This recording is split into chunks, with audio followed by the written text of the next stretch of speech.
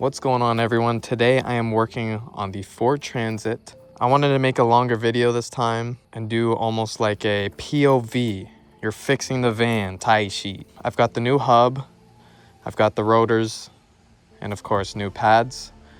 I'm gonna clean it all up as well, spray some underbody coating or rocker panel coating. It's the rubberized stuff, just to try to keep it as good condition and make it look pretty for when it gets safetied as well. With that being said, we're gonna get started on this.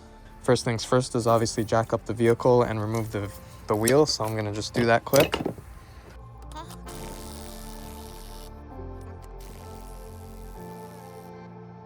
Just using a 21.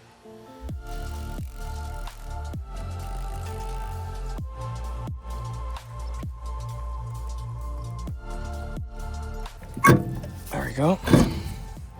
So I'm gonna use this tire as a chair because I ain't got a stool here. Like I said, I'm working on gravel too, so this is gonna be helpful for me. These rotors definitely seen better days. Even the pads, I can just tell from here that they don't look too hot. First things first is getting the caliper off and getting access to those pads. So it's just these two bolts up top here, which are, I believe they are 15s. Yeah.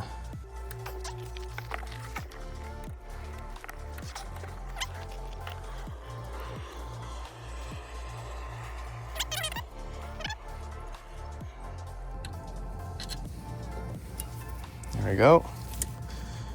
I've got new hardware that came with this, so I'm not too worried. One thing I did forget to put down were some stands. Let's not forget that. As you can see, just taking a look at the condition of the caliper, it looks good. Your main concern is seeing if any of these, the rubber boots here, I guess you can call them, if they crack or break. They can actually leak from inside of here as well, so that's like the main concern. Looks fine, so I'm just gonna set it onto this here, keep it off to the side. So next, just take these off. You can see these, it wasn't riding on metal, but it was very close to. And either way, these have seen better days. This unit was sitting all winter long last winter as well, so this definitely needed to be done on this van.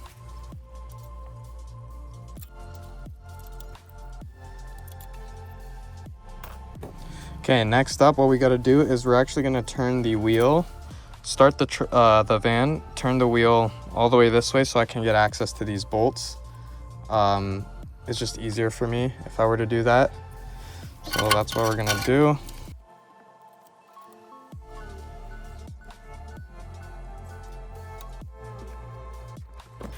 Next up, 1316. Want it nice and snug. Now the other side, when I was doing this, it had a very hard time removing these. These are actually on here very tight, not to mention they're very large bolts, so that probably doesn't help. So I'm gonna just try with my hand. Yeah, ain't happening. I need a pipe. Oh man, come on, that's not big enough. Pause. Yeah, that's not big enough. Fuck. All right, this one should definitely be big enough. Now this is either gonna say bye-bye to my snap-on wrench here, or bye-bye. Oh yeah, he's coming off.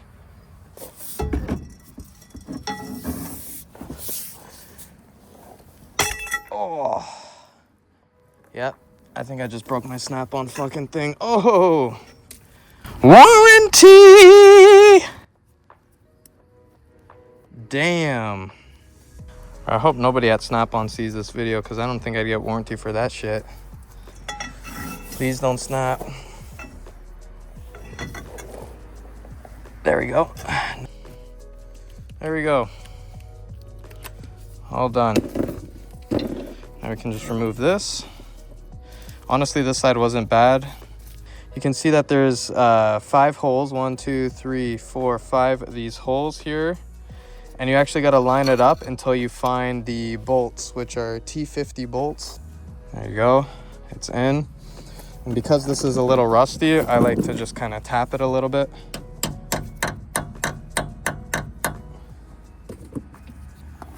Put on.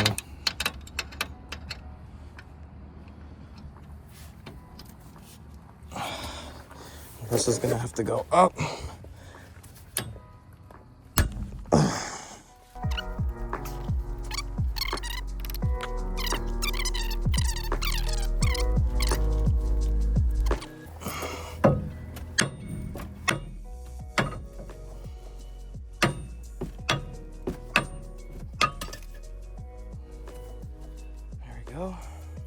Oh, it's a big ass spider.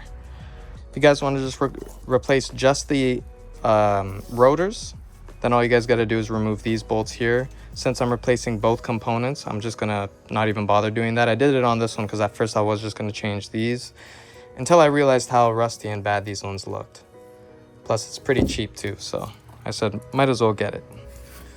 Okay, now that this is cleaned up, I want to spray all of the interior with that undercoat.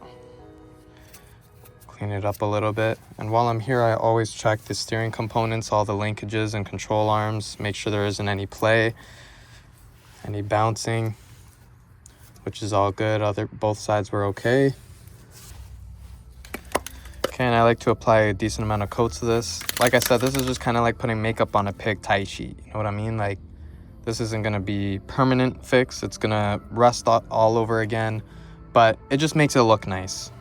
And it does have some pretty good protection properties and makes it last a little bit longer.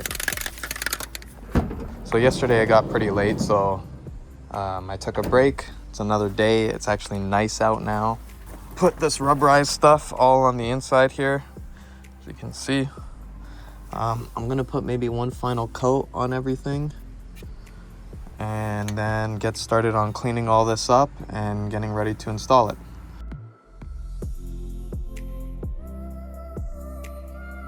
Decently clean caliper. You could go above and beyond and obviously like clean off the rust on this thing, but for me I'm not concerned about that.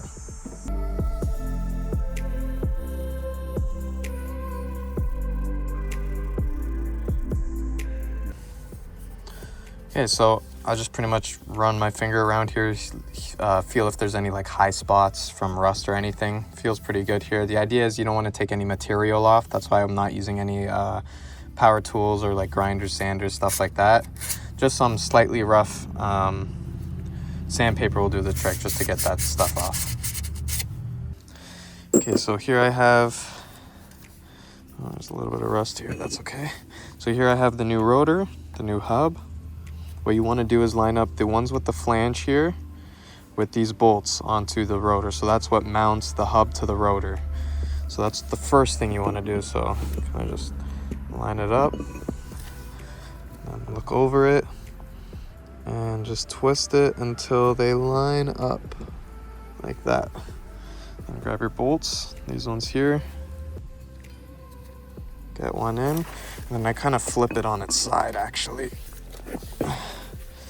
That way you can kind of line it up the way you want it.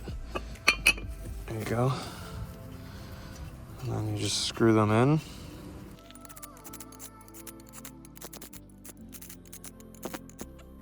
So they're just snugged up, they're not tight. This allows you to take this whole entire thing and set it into place. So that's the next thing you want to do. You just got to remove the hub until it's in place and then drop the bolt straight through till it goes. There we go. I don't know if you guys could see that, but I'm gonna show you. So as you can see, you got one in, and you put the long Torx bolt in, or the socket to hold it in place.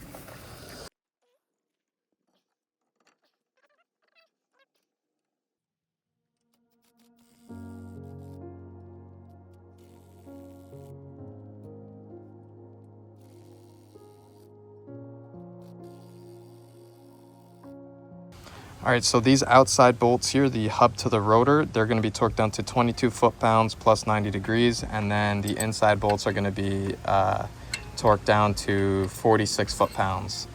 As you can see, all is good. We're going to do that now.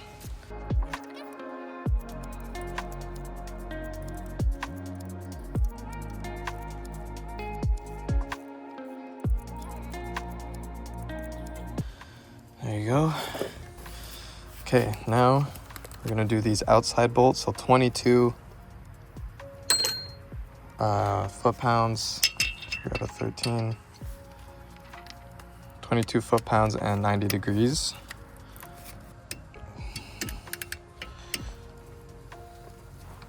Okay, now we're gonna put these on. Okay, and this is just gonna go back in place. These bolts.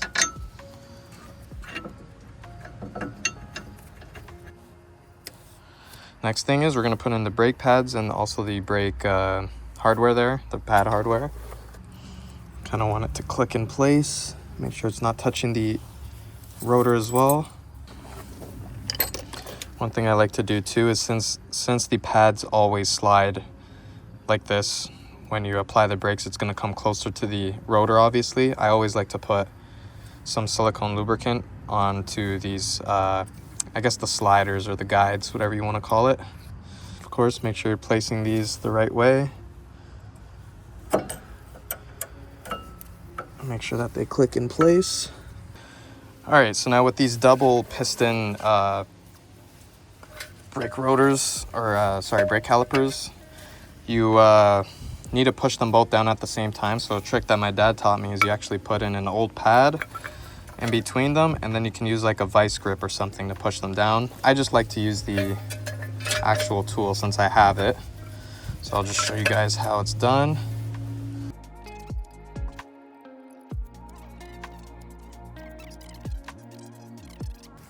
You're not gonna get it both down 100% the first time. So what you gotta do, I'll show you in a sec. Move it over. And just finish pushing it down. Make sure you twist your lines back the way they should be, like so. And in order to get this on, you gotta compress these like that, and then compress the bottom one. Just kind of push them in place. There you go. So just like that. Now you can put those two bolts. Feel free to look up the torque specs on these. I actually never really torqued these down. There's even some Loctite on these bolts that come from the factory. They're brand new bolts as well. You just kind of snug them up. You don't have to go above and beyond and torque these down. They kind of dead end themselves anyways. Like that. And I just give them a little bit of an extra snug. I suggest putting a little bit of anti-seize around here where the tire is mounted, just so that it doesn't ever get seized on to the hub itself. Kind of where the rim's mounted. Ooh. Try not to get it on the stud like I did. I'm gonna have to clean that off now. Kind of a pain in the ass to do it on here, but it's all I got.